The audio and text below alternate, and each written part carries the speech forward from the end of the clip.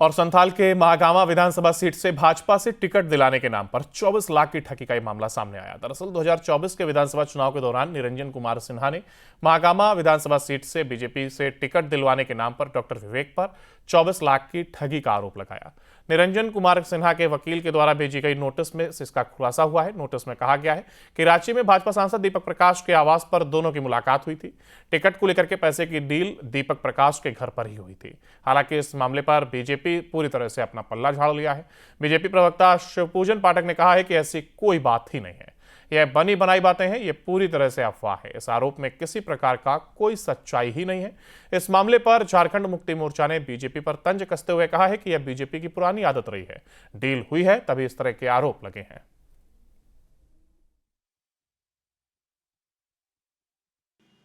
देखिए, ये एक अखबार की खबर है और उस अखबार में खंडन भी आ चुका।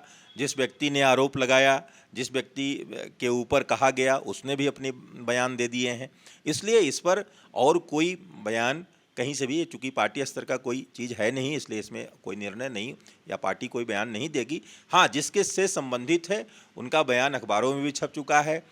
आज देखें आपने कि उस अखबार ने भी अपने तरह से फिर से न्यूज़ को निकाला है और जिनके संबंध में, जिनके घर पर था, उसके संबंध में भी कहा कि नहीं, सो उनके घर पर इस प्रकार की कोई बात नहीं हुई है, कोई लेन देन नहीं हुई। तो सारी चीज़ें अखबार में स्पष्ट हैं।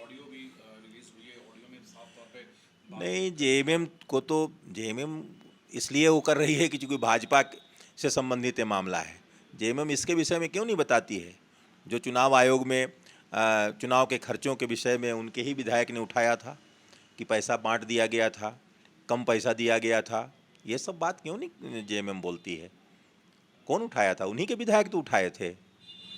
तो ये सब पर नहीं दे करके, ये तो कोई मैटर नहीं है। इसमें जो बात आई है, इसमें नोटिस तक गया है, नोटिस का जवाब कानूनी प्रक्रिया में सब चीज़ है।